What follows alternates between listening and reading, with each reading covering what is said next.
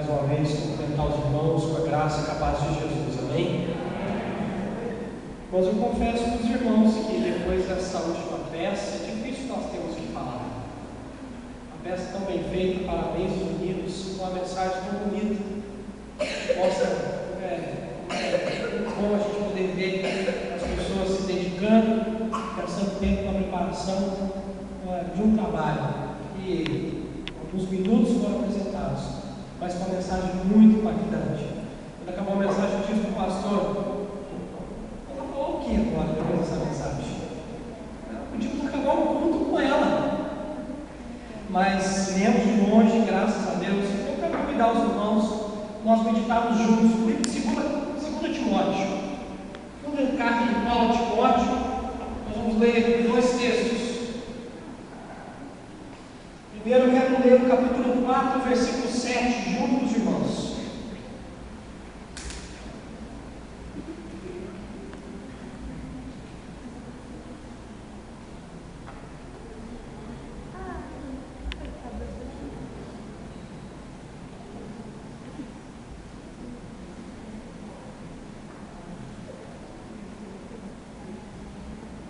Queria convidar mais uma vez os irmãos a ficar em pé para nós lermos esse texto da palavra do Senhor. Somente esse versículo, 2 Timóteo 4, 7. E você mantenha aí, por favor, a sua Bíblia aberta. Depois nós vamos ler mais um versículo do ladinho, ou na mesma página da sua Bíblia. Vamos ler juntos? Combati o bom combate, completei a carreira e guardei a fé. Capítulo 2, versículo 5. Vamos juntos? Igualmente, o atleta não é coroado, senão caça em jogos. Amém. Feche teus olhos, vamos orar nesse instante. Bondoso Deus, Pai eterno, louvado seja o teu santo e bendito nome, Deus. Nós, ó Deus, agradecemos ao Senhor pela noite que temos na tua casa, porque podemos juntos, como igreja do Senhor, mais uma vez agradecer pelo aniversário da igreja. Agradecer, ó Deus, pelo jubileu de prata do teu servo, pastor Luiz Carlos. Também, ó Deus, pela emerência do presbítero José Alfredo. Esta igreja está em festa, ó Deus, graças ao Senhor. Mais uma vez, ó Deus, rogamos ao Senhor a tua bênção, a tua misericórdia sobre as nossas vidas. E que a tua palavra, ó Deus, venha, ó Deus, ao nosso coração, de encontro ao nosso coração, trazer, ó Deus, um alimento espiritual para cada um de nós. Ó Deus amado, Pai querido, o teu Espírito Santo tenha total liberdade de falar nas nossas vidas nessa noite. Nós oramos e te pedimos, ó Deus, a tua bênção e o derramar do Senhor, em nome de Cristo Jesus. Amém. Amém, irmãos. Podem se sentar.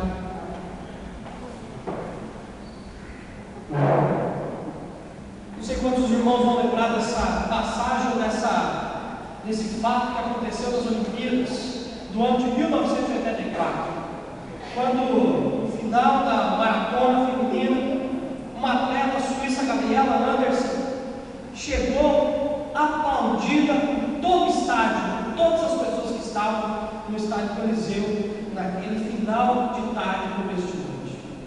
O que marca a vida dessa mulher não é o fato dela chegar e todos estarem aplaudindo ela, é o fato dela chegar em último lugar, quase que se arrastando no chão, e o povo aplaudindo com muita força e muita vigor.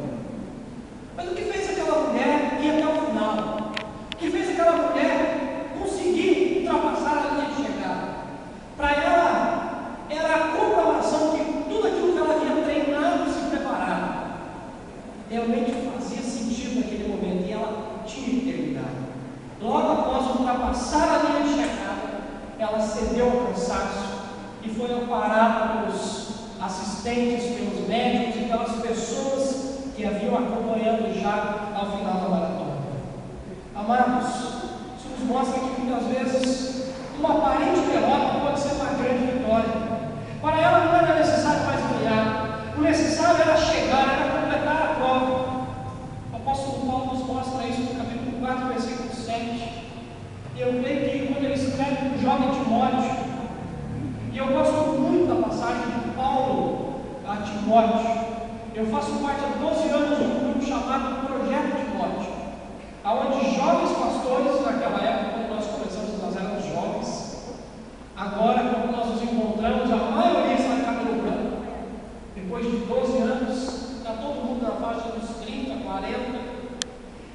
E Paulo fala para Timóteo, um jovem que está aprendendo, como nós também aprendemos na vida, que ele já na sua idade, já no final da sua vida, havia completado a carreira dele, havia guardado a sua fé, mas havia combatido o bom combate. Amados, na nossa vida, quantas vezes nós combatemos um combate que não é bom? Às vezes são os nossos combates. Os irmãos perceberem as peças que foram apresentadas aqui nessa noite. Uma delas, aquelas duas moças que estavam lá, combatendo um combate que não era o combate que Jesus queria.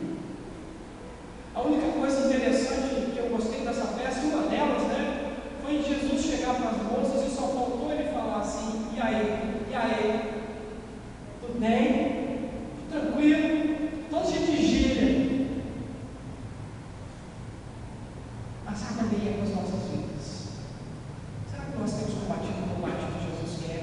Será que nós temos lutado as lutas que Jesus quer? E o apóstolo Paulo escreve muito bem isso. Fala muito bem isso no final da sua vida, no final do seu ministério, no final da sua carreira. A lembrança que nós temos de Gabriel e Emerson também pode nos ajudar a compreender o que ele escreve para Timóteo. Ela faz parte de uma corrida chamada maratona. É de longa distância. O problema é que hoje nós estamos inseridos num contexto onde o povo gosta de assistir às corridas, as corridas dos 50 metros rasos, 100 metros rasos, aquela corrida rápida que dura alguns segundos. E Paulo vai chamar a atenção totalmente ao contrário disso. A importância de nós continuarmos a nossa carreira, a nossa vida. E a nossa vida não pode ser comparada a uma corrida de 100 metros, mas a uma maratona. E nessa maratona contém alguns ingredientes que nós podemos aplicar às nossas vidas e à vida da igreja de uma maneira geral. A primeira delas, capítulo 2, versículo 5. Você pode ler junto comigo, por favor, mais uma vez? Capítulo 2, versículo 5. Uma coisa diferente. Só as mulheres agora. Capítulo 2, versículo 5. Vamos lá, irmãs?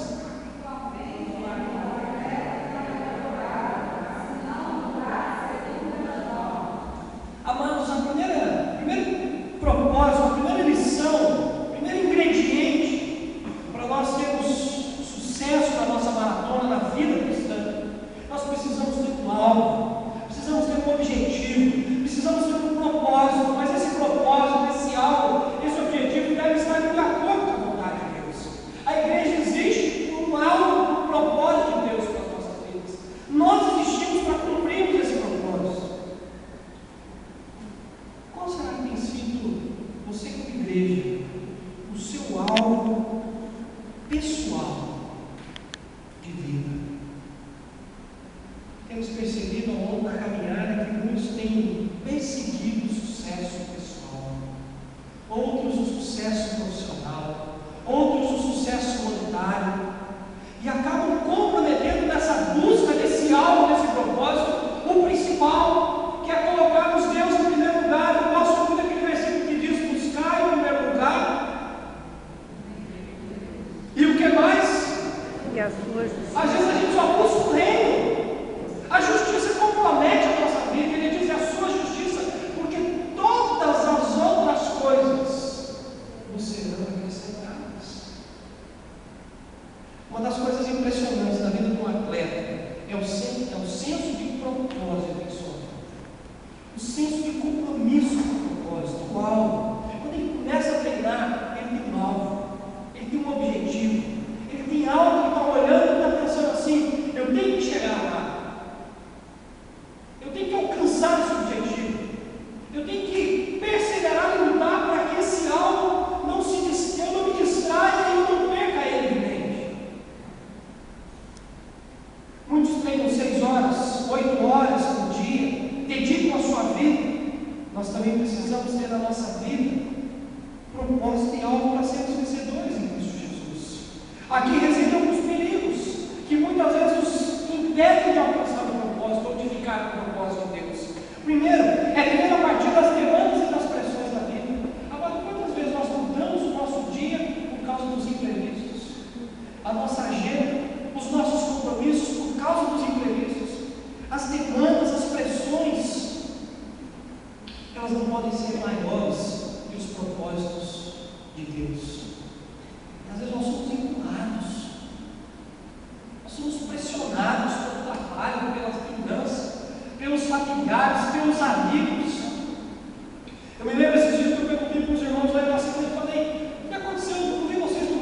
escola dominical, e eles fazem parte da minha classe, da outra classe de casais. Eu falei assim: moço, nossa classe aqui tem que ser exemplo da chamada, 100%. Aí ele falou assim: não, pastor, quando nós estávamos saindo, chegou visita. Já aconteceu isso na sua casa? Você está vindo na igreja, programação especial, chegou visita. O que nós fazemos? Ficamos em casa.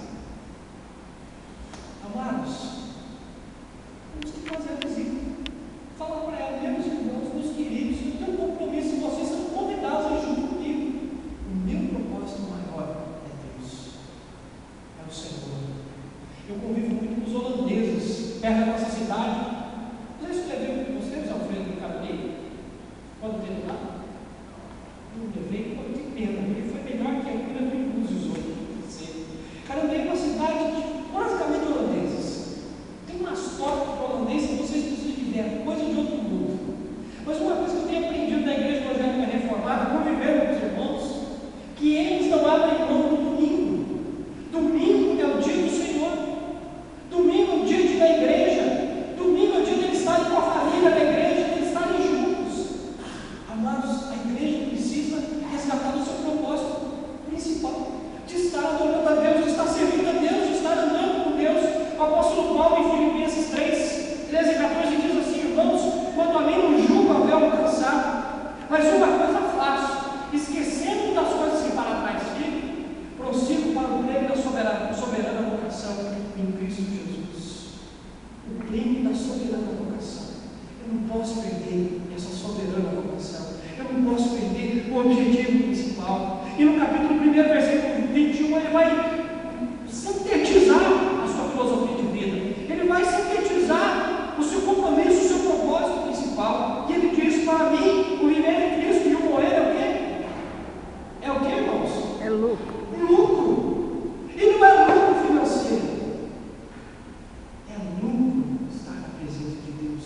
É lucro ir para a glória de Deus, porque para Ele o viver é Jesus.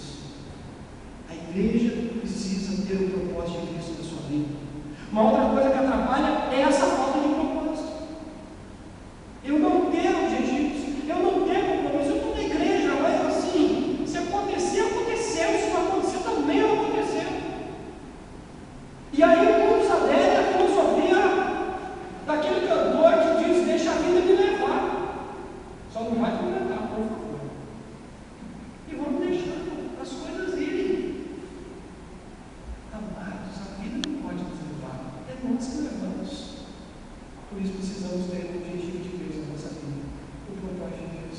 Jesus, quando veio ao mundo, ele veio com o alvo de Jesus, do Pai, no seu coração. E ele não desviou nem o sentido, ele não desviou nem o menino, ele não mudou o rumo, ele seguiu o propósito de Deus para a sua vida. Ainda no capítulo 2, versículo 5, pediu para os homens: bem com voz de homens, lerem juntos agora. Voz de homens é mais forte. Vamos lá? Igualmente, o atleta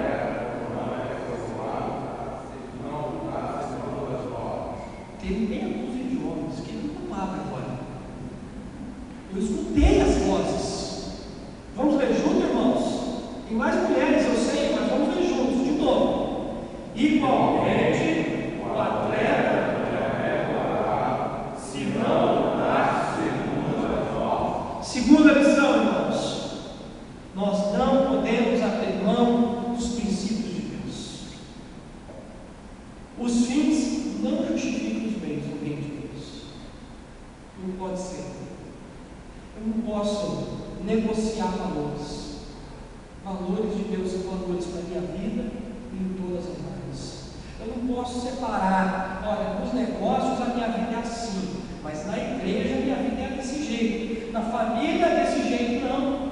Tem que ser a mesma pessoa em todos os momentos da minha vida, em todos os lugares, dentro da igreja e fora da igreja, no trabalho ou em casa. Vai fazer uma história, né? Não vou usar, por exemplo, nem pastor, nem oficial, nem ninguém. Às vezes o pessoal usa essa comparação para falar de um do outro.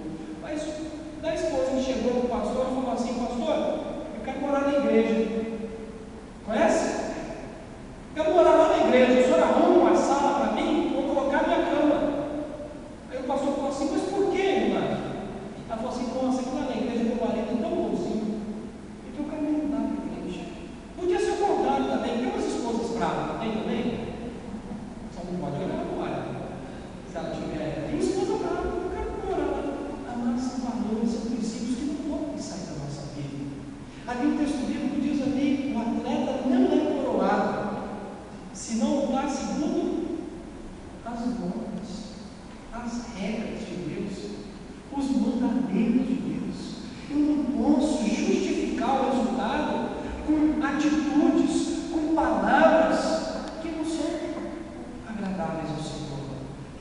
boas para Deus, que Deus não se agrada.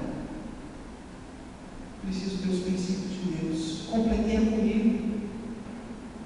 Com essas palavras, o apóstolo Paulo vai trazer à mente do jovem Timóteo a necessidade de lidar com a vida não apenas com o senso de resultado, mas também com ética, com compromisso moral, com vida que dá exemplo, que dá testemunho, que realmente fala através das suas atitudes, não somente através das palavras, que fala através dos seus gestos, que fala através das palavras, mas que fala muito mais aquilo que nós fazemos. Viver motivado a partir dos princípios de Deus deve também trazer 3 motivações. Primeiro, o reconhecimento do que Deus realmente é nas nossas vidas. Amados, Hebreus 12 diz assim: olhando para Jesus, o autor e o consumador da nossa fé. Cristo é o autor e o consumador. Esse é o autor da nossa vida, o que morreu na cruz pelos nossos pecados. Os princípios devem sempre remeter a Ele, aquele que tem o domínio, o controle, é Senhor e Salvador. A peça falou muito bem disso. Por que me falas que eu sou Senhor se você não me obedece? Eu não posso perder de vista, eu não posso perder os meus olhos da minha vida o senhorio de Cristo, o controle em todas as áreas, em todas as áreas. Será que, se Deus mudar a minha vida radicalmente, eu estou disposto a aceitar? Eu estou pronto a compreender a vontade de Deus? Eu estou pronto a dizer sim para o Senhor? Segunda, é a consciência de que a sua glória é a razão da minha existência. Eu só existo para a glória de Deus e mais ninguém. Eu existo para glorificar o nome do Senhor. Romanos 11:36 diz: porque dele, por ele, para ele são todas as coisas. Porque dele, por ele e para ele são todas as coisas. E eu me incluo nessas todas as coisas. Será que nós temos nos incluído, amados, nisso? Será que nós somos para Cristo? Nós nos entregamos por inteiros, por completo? E por fim, a missão que Ele nos dá é que nós devemos ser sal da terra e luz do mundo. Nós devemos ser o sal que tempera, a luz que ilumina. Assim seja a nossa luz conhecida diante de todas as pessoas. Amados, nós estamos carentes nos dias de hoje de pessoas que aonde elas chegam, elas iluminam aquele lugar, elas refletem a luz de Cristo, elas brilham algo especial, a ponto das pessoas olharem para ela e falarem: o que você tem de diferente, como você é feliz, como você sorri de maneira feliz, alegre, você transborda. Eu não conheço a maioria dos irmãos dessa igreja, mas eu estava falando ontem hoje, o presbítero, quando nós estávamos no carro, que eu também não sabia o nome, mas eu disse assim: tem uma irmã que canta lá no louvor, que eu gostei da alegria dela em cantar. Esposa do presbítero? É? A senhora? E ela, vou representá-la, e ela dança. E ela está alegre. Eu falei: eu quero convidá-la para fazer um curso lá na igreja. Não pode ser mais alegre, porque no sul, amados, o frio nos congela, nos impede de bater palma, de dançar um pouquinho, de ser assim feliz. E soldados, eu fico imaginando em alguns lugares aquele coxo de nascença lá em Atos capítulo 3, versículo 10, quando ele é curado, ele andando na igreja falando assim: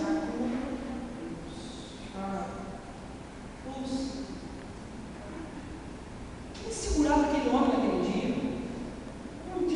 Ele diz o texto que ele andou pulando, saltando, gritando, louvando a Deus, comemorando a cura, feliz. Mas essa felicidade, ela não pode ser baseada, ou ela não pode comprometer os princípios de Deus na nossa vida. A missão que nos é dada é nós sermos sal da terra e luz do mundo. O apóstolo Paulo fala isso para Timóteo: o atleta não é coroado, ele não chega no final feliz se ele não lutar segundo as normas. Paulo lutou segundo as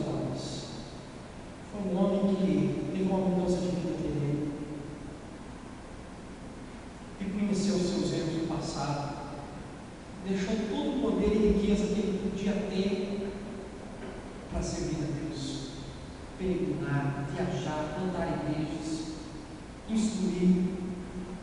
E aqui nós vemos a terceira missão, além dos princípios e além do alvo, que estava presente na vida do apóstolo Paulo, também para as nossas vidas como igreja, a perseverança do apóstolo Paulo. O atleta só chega no final se ele for até o final. Não tem vitória até o meio do caminho. Não tem conquista se eu não ultrapassar a linha. Eu não posso ser um atleta de meia viagem, metade da competição, a outra metade ela deixa para depois. Ele tem que ir até o fim. Ele tem que perseverar. Vejo muito bem isso, muito claro na vida de Abraão, quando Jesus, lá em Gênesis 22, quando Deus chegou lá em Gênesis capítulo 22, não deixa de ser a Trindade, né? O Pai, o Filho e o Espírito Santo, mas chega para Abraão e pede o seu filho em sacrifício, e diz o texto que eles levantaram de madrugadinha e viajaram 3 dias. Amados, pensa aqui comigo, você vai levar o seu filho em sacrifício, e você viaja 3 dias, quantas coisas não passaram pela mente de Abraão? Quantos pensamentos, quantas vezes ele deve ter pensado em desistir?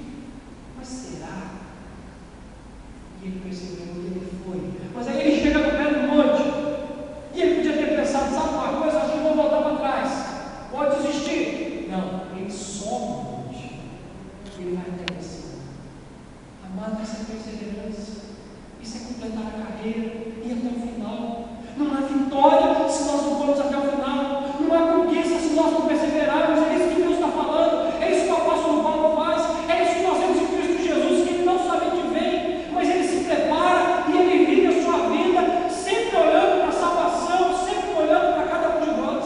Mas ele cumpre, ele vai até o final e não importava as dores que ele ia passar.